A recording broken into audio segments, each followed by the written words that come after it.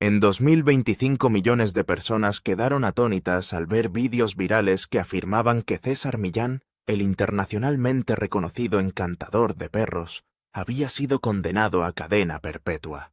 La historia se difundió a una velocidad increíble a través de YouTube, Facebook, TikTok y muchas otras plataformas de redes sociales, dejando a los fanáticos de toda la vida conmocionados, confundidos y desesperados por saber qué había sucedido. Los titulares sonaban convincentes, la narración parecía dramática, y los vídeos parecían producidos cuidadosamente. Solo había un problema importante con toda la historia: era completamente falsa. A pesar de no tener ninguna base fáctica, el rumor cobró un enorme impulso y llegó a audiencias de todo el mundo. Su popularidad reveló algo inesperado sobre la Internet moderna, donde la narración emocional a menudo viaja mucho más rápido que la información verificada. Sin embargo, detrás de la sentencia de prisión inventada, existía una historia muy real, llena de demandas, controversias, reveses personales, luchas financieras y momentos dolorosos que casi cambiaron el rumbo de la vida de César Millán para siempre. Esto plantea una pregunta importante: ¿por qué tanta gente creyó tan rápidamente una mentira? ¿Y qué había sucedido realmente a lo largo de su notable carrera? Antes de examinar la verdad, vale la pena entender por qué la historia falsa tuvo tanto éxito en primer lugar. Durante los primeros meses de 2025, varias organizaciones independientes de verificación de datos investigaron las afirmaciones de que Millán había recibido cadena perpetua. Todas las investigaciones llegaron exactamente a la misma conclusión. No había registros judiciales, ni acusaciones penales, ni informes de arrestos, ni fotografías de fichajes, ni documentos de sentencia, ni organizaciones de noticias creíbles que informaran sobre algo remotamente similar. Cada pieza de supuesta evidencia simplemente desapareció en el momento en que los investigadores intentaron verificarla. Los creadores de los vídeos virales se basaron más en la presentación que en las pruebas. Combinaron música de fondo dramática, voces en off, emotivas imágenes de archivo de pasillos de prisión interiores, de salas de audiencias, vehículos policiales y esposas con fotografías y videoclips no relacionados de Millán, tomados de apariciones públicas legítimas. Al editar juntos cuidadosamente material no relacionado, crearon la ilusión de que los espectadores estaban viendo eventos documentados en lugar de una narrativa completamente ficticia. Para alguien que navegaba casualmente por las redes sociales, la producción parecía lo suficientemente convincente como para suspender la incredulidad.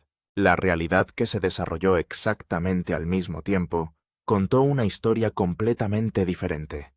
Mientras los videos afirmaban falsamente que estaba ante un juez o sentado tras las rejas de la prisión, César Millán se comunicaba activamente con millones de seguidores en su cuenta verificada de Instagram.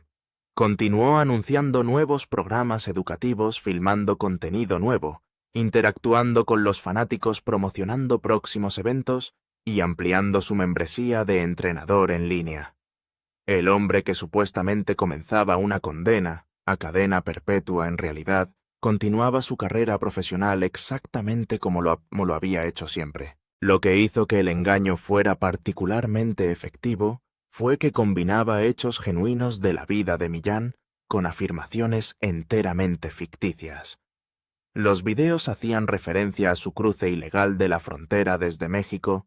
Décadas antes mencionaban su período sin hogar después de llegar a California, y aludían brevemente a varias disputas legales genuinas que habían ocurrido a lo largo de su carrera. Esos detalles verdaderos crearon la autenticidad suficiente para que la conclusión fabricada pareciera creíble. Los espectadores, que recordaban vagamente haber oído hablar de demandas que involucraban a Millán, a menudo confundían esas disputas civiles legítimas con una condena penal imaginaria. Esa confusión resalta exactamente cómo la información errónea se difunde con tanta eficacia en línea. Los bulos rara vez triunfan inventando todo de la nada. En cambio, entrelazan fragmentos de verdad recuerdos incompletos y narraciones emocionales, hasta que el público comienza a recordar la ficción, como si fuera un hecho. La supuesta cadena perpetua es totalmente inventada y ha sido refutada repetidamente por numerosas organizaciones confiables. Sin embargo, sigue resurgiendo porque los algoritmos de las redes sociales recompensan el contenido sensacionalista que genera indignación, miedo y curiosidad, mientras que comparativamente pocas personas dan el paso adicional de verificar lo que acaban de ver. Una vez que se desmonta el rumor de la prisión, la atención se desplaza naturalmente hacia los asuntos legales genuinos, que se convirtieron en la base de tanta desinformación. A diferencia de las acusaciones penales inventadas, estos casos están minuciosamente documentados disponibles públicamente y son mucho menos dramáticos de lo que sugieren los rumores en Internet. Implican demandas civiles, desacuerdos contractuales e investigaciones oficiales en lugar de procesos penales. Comprender esas distinciones es esencial porque cambian completamente la historia. Una de las primeras disputas legales documentadas surgió en 2006, cuando un productor asociado con la serie de televisión Dog Whisperer presentó una demanda civil alegando que su perro había resultado herido durante una sesión de entrenamiento y requería un costoso tratamiento veterinario. La demanda llamó la atención porque se convirtió en la segunda denuncia legal presentada contra Millán durante la misma semana. Si bien los titulares amplificaron brevemente la controversia, el asunto finalmente siguió un camino legal muy familiar. Ambas partes negociaron en privado y llegaron a un acuerdo en 2007, poniendo fin a la disputa sin cargos penales, condenas ni confesiones de irregularidades. Varios años después, apareció otro desafío legal. En 2015, una enfermera inició un proceso civil después de sufrir lesiones durante un ataque de perro en una instalación relacionada con las operaciones de entrenamiento de Millán.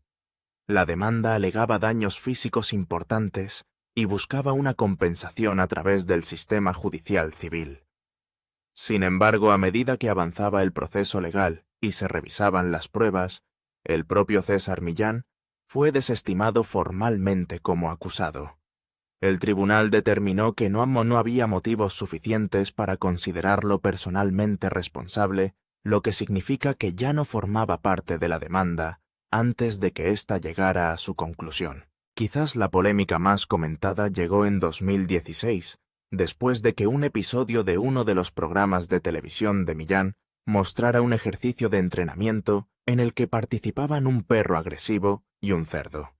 Durante la sesión, el perro mordió al cerdo, lo que provocó críticas inmediatas por parte de organizaciones de bienestar animal y generó una preocupación pública generalizada. Se presentaron quejas formales, lo que llevó al Departamento de Cuidado y Control de Animales del Condado de Los Ángeles a iniciar una investigación exhaustiva sobre el incidente. Después de revisar la evidencia disponible, los investigadores concluyeron que no encontraron indicios de crueldad animal intencional y el asunto se cerró oficialmente sin que se presentaran cargos. En 2017 siguió otra demanda civil muy publicitada. Una mujer llamada Lydia Matisse afirmó que el perro de Millán Jr. le había mordido la pierna causándole lesiones que supuestamente requirieron múltiples cirugías. La demanda también incluía acusaciones sobre la muerte de un perro que supuestamente pertenecía a la artista Queen Latifah. Esas afirmaciones atrajeron una importante atención de los medios y provocaron revisiones adicionales, tanto por parte del control de animales del Condado de Los Ángeles como del Departamento del Sheriff. Después de realizar sus investigaciones, las autoridades informaron nuevamente que no habían encontrado evidencia de crueldad animal intencional o conducta criminal inapropiada, mientras que la demanda civil en sí finalmente se resolvió de forma privada en 2018 bajo términos no revelados. En conjunto, estos asuntos legales documentados presentan una imagen muy diferente de la sensacional narrativa carcelaria que circuló en línea. A lo largo de décadas de vida pública, Millán enfrentó varios juicios civiles, llegó a acuerdos, en algunos casos fue desestimado como acusado en otro, y se sometió a una investigación oficial que concluyó sin cargos penales. Ninguno de esos eventos resultó en arresto, encarcelamiento, condena o encarcelamiento. Eran disputas legales ordinarias del tipo que frecuentemente enfrentan figuras públicas de alto perfil y empresas exitosas que operan bajo constante escrutinio público. Los creadores de los videos virales de la prisión transformaron esos eventos legales de rutina en algo completamente diferente, mediante edición selectiva y narraciones inventadas.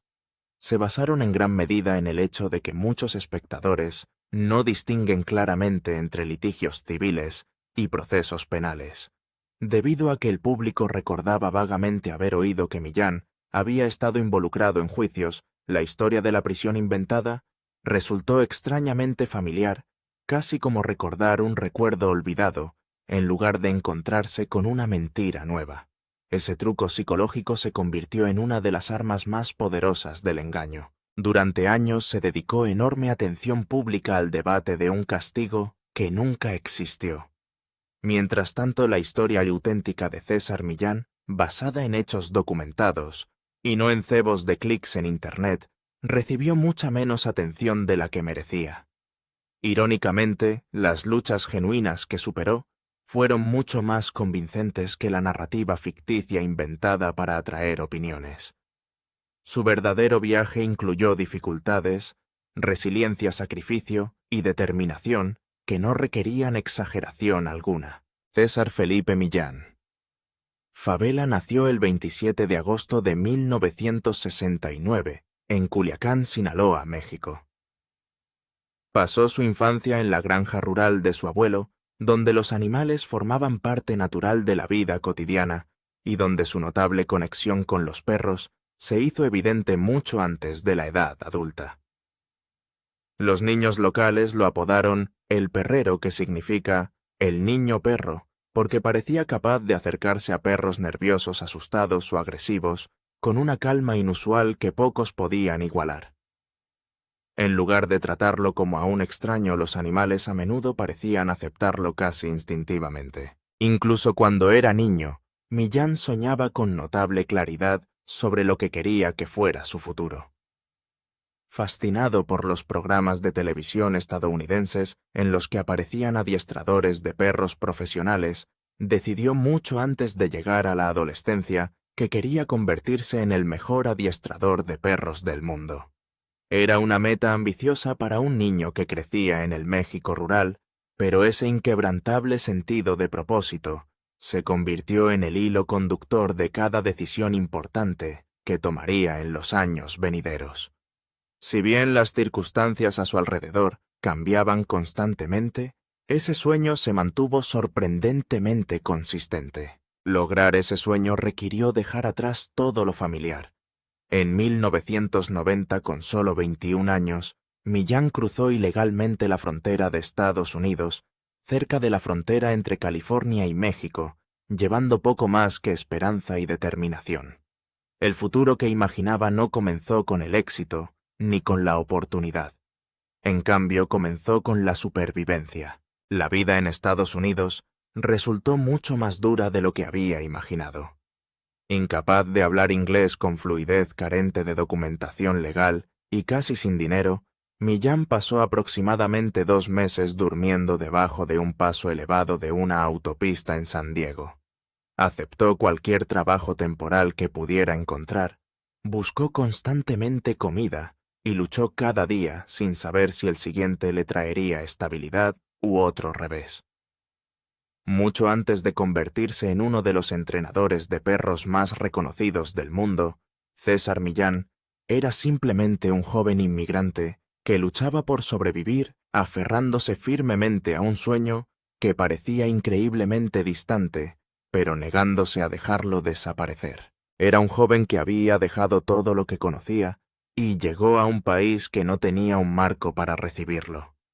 Llegó a Los Ángeles gracias a una combinación de determinación y el magnetismo específico que las personas que trabajan con animales habían aprendido a reconocer en él. Encontró trabajo cuidando perros, encontró trabajo paseando perros, comenzó a ganarse una reputación en Inglewood y Compton barrios que tenían poco dinero, pero tenían gente que necesitaba ayuda con sus perros, haciendo lo que él había hecho desde niño. Entrar en una habitación con un animal asustado o agresivo y mantener la calma mientras todo a su alrededor se hacía más ruidoso. La conexión con Jada Pinkett Smith fue la ruptura que lo cambió todo. Tenía un Rottweiler al que no podía controlar. El nombre de Millen le llegó a través de alguien que lo había visto trabajar. Ella lo llamó. Él vino.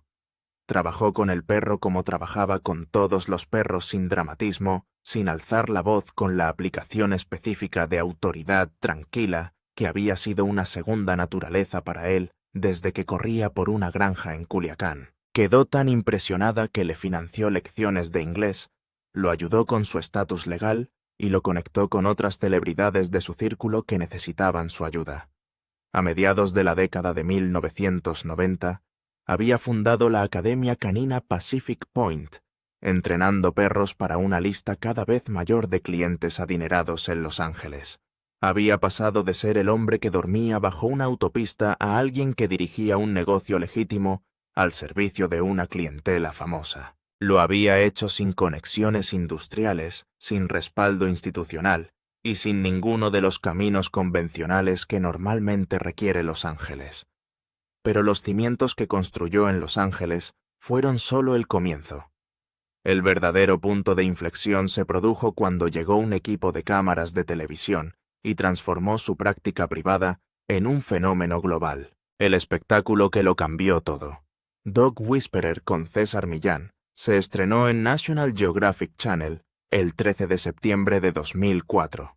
Funcionó hasta 2012. Se emitió en más de 80 países. Convirtió a Millán en uno de los rostros más reconocidos de la televisión a nivel mundial y convirtió su filosofía específica, la calma y la energía asertiva, el perro como animal de carga que requiere un líder estable, en un marco cultural dominante para comprender el comportamiento animal. El éxito fue real y la controversia que vino con él también fue real. Los veterinarios conductistas, los entrenadores de animales certificados y los investigadores académicos en comportamiento animal tenían importantes objeciones profesionales al modelo basado en la dominancia que sustentaba el enfoque de Millán. El consenso científico sobre el comportamiento de los perros se había alejado de los modelos de jerarquía de manadas, en parte porque los estudios originales sobre lobos, en los que se basó la teoría de la dominancia, se habían llevado a cabo en cautiverio, bajo condiciones artificiales, en lugar de en manadas salvajes naturales. Los críticos argumentaron que los métodos basados en la dominancia, que dependían de la corrección física, podrían aumentar el miedo y la agresión en los perros en lugar de reducirlos. Millán defendió sus métodos con la convicción de quien pasó 30 años viéndolos funcionar en condiciones que ningún entorno de investigación académica podría replicar. Señaló la brecha entre los estudios controlados y la crisis del mundo real de un perro que ya había mordido a 3 personas, y señaló que las objeciones teóricas a su enfoque no incluían soluciones alternativas para las emergencias específicas a las que fue llamado. Las críticas de la comunidad científica y de bienestar nunca disminuyeron por completo durante toda la duración del programa. La American Humane Association solicitó formalmente que National Geographic retirara el programa. Veterinarios individuales publicaron cartas abiertas. El debate sobre sus métodos se convirtió en una de las controversias profesionales más sostenidas en la historia del entrenamiento animal, no porque sus resultados fueran demostrablemente dañinos en el registro documentado, sino porque su marco teórico contradecía lo que la comunidad investigadora entendía sobre la psicología canina. Siguió trabajando el espectáculo, siguió funcionando, y las personas que habían estado en las habitaciones con él, que lo habían visto entrar en situaciones de crisis genuinas y cambiarlas, continuaron apareciendo en su esquina sin importar el argumento académico. Incluso mientras críticos y partidarios debatían su trabajo, César Millán siguió adelante. Pero en 2010 la estabilidad de ese impulso se vio interrumpida de una manera que las cámaras nunca captaron. El colapso personal. En 2010, un año después de que Dog Whisperer terminara su emisión en National Geographic, la vida personal de César Millán se vino abajo simultáneamente desde múltiples direcciones. Su querido papá Pitbull murió después de 16 años como su compañero de trabajo más importante. Papá había sido la demostración viviente de cómo era la energía canina equilibrada, el perro más naturalmente tranquilo con el que Millán había trabajado, y aquel cuya presencia había hecho posibles algunas de sus intervenciones más difíciles, simplemente modelando la energía que Millán pedía, que encontraran los perros asustados o agresivos. Papá había estado a su lado antes de que existiera el espectáculo. Su muerte no fue una historia televisiva, fue la pérdida de un amigo, y luego 4 meses después su esposa Illusion solicitó el divorcio después de 16 años de matrimonio. Tuvieron 2 hijos juntos. El matrimonio había sido el centro privado y estable de una carrera basada en la estabilidad interpretativa frente a las cámaras, y cuando terminó el suelo, desapareció debajo de él. Intentó autolesionarse. Tuvo una sobredosis de pastillas. Fue encontrado hospitalizado y sobrevivió. No hizo lo que muchas personas en su posición habrían hecho con esa información. Finalmente, lo hizo público hablando del período con la misma franqueza que aplicó a todo lo demás en su vida. Describió haber entrado en una profunda depresión, perder mucho peso, sentirse derrotado y culpable, e incapaz de encontrar la energía tranquila y asertiva que había pasado 30 años enseñando a otras personas a proyectar. Le dijo al Tampa Bay Times que pasar por esa experiencia lo acercó a la gente, que lo que no te mata, te hace más fuerte, se había vuelto real para él de una manera muy específica y personal. Dijo que le había hecho estar atento a los signos de depresión en sus hijos y en las personas que lo rodeaban con una atención que antes no habría tenido. Él había pasado por esa cosa. Habló de ello para que otras personas que estuvieran pasando por eso supieran que era posible salir del otro lado. Eligió hacerlo sin medicación, superando la depresión mediante el ejercicio físico y retomando el trabajo que siempre le había dado estructura y significado a su vida. Si esa fue la elección médica correcta, es una cuestión aparte.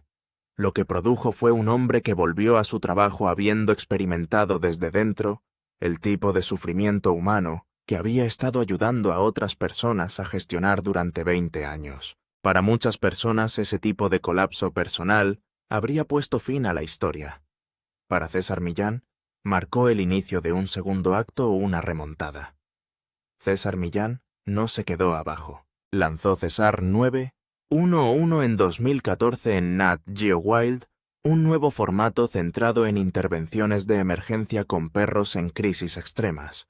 Realizó una gira con César Millán Live, realizando demostraciones de adiestramiento canino frente a audiencias en vivo, utilizando perros de refugio en tiempo real. Creó un canal de YouTube, presencia en las redes sociales y una carrera como orador global. En 2021, regresó a National Geographic con César Millán Better, Human Better Dog, la misma cadena que había transmitido Dog Whisperer 17 años antes, lo que fue en sí mismo una declaración sobre la perdurabilidad de su relación con esa institución. El nuevo programa tuvo 5 temporadas. La 5ª temporada se emitió en agosto de 2024 y cambió su enfoque hacia el lado humano de la ecuación, abordando los patrones psicológicos y de comportamiento del dueño del perro, que estaban contribuyendo a los problemas del perro. En marzo de 2025 lanzó Pack Leadership Community, una membresía de entrenamiento virtual en vivo a través de su plataforma Training César's Way, que ofrece sesiones semanales en vivo, directamente con Millán, preguntas y respuestas en tiempo real y una estructura comunitaria para que los dueños de mascotas se conecten entre sí. El modelo de membresía fue un movimiento deliberado hacia la construcción de un flujo de ingresos sostenible que no dependiera de la programación de las cadenas de televisión ni de la política de las productoras.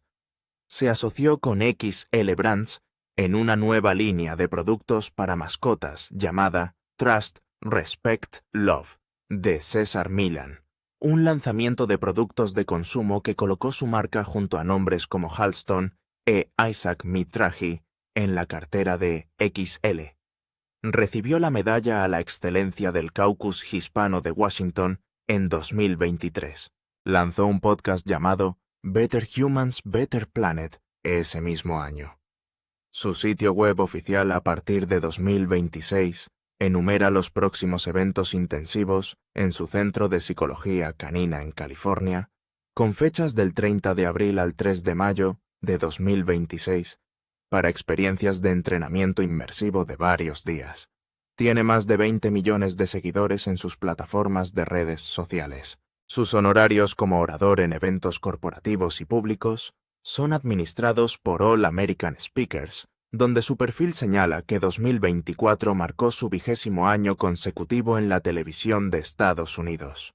El hombre que, según un vídeo viral, había sido condenado a cadena perpetua en el momento exacto en que circulaba el vídeo, estaba programando intensivos de adiestramiento canino de varios días, publicando contenido motivador para 20 millones de seguidores y construyendo una nueva comunidad de entrenamiento virtual para dueños de mascotas.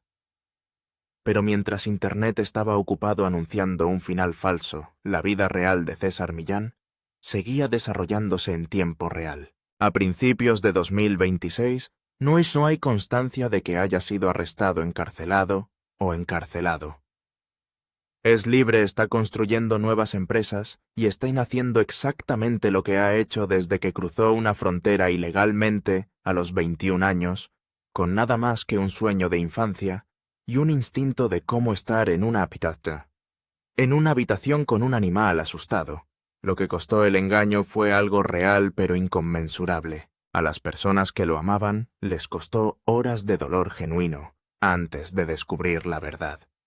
Circuló en comunidades que no tenían los conocimientos mediáticos necesarios para verificar una miniatura de YouTube y generó confusión y angustia en las familias que lo habían observado durante 20 años y creían que acababan de perder a alguien que querían. La verdadera historia de César Millán. El niño de Culiacán, el hombre que durmió bajo una autopista, el inmigrante que construyó una marca global a través de nada más que habilidad y terquedad, el hombre que sobrevivió a un intento de autolesión y habló de ello públicamente para que otros supieran que sobrevivir era posible, es una historia que merece toda la atención de la audiencia. Y si usted fue uno de los millones de personas que hicieron clic en ese video y sintieron algo antes de descubrir que era falso, ¿qué le dice eso acerca de cuánto invirtieron realmente en el hombre que el video pretendía enterrar? Comparta sus pensamientos con nosotros en la sección de comentarios. Recuerda darle me gusta, compartir y suscribirte para más. Además, haga clic en el siguiente vídeo que se muestra en su pantalla. Lo disfrutarás.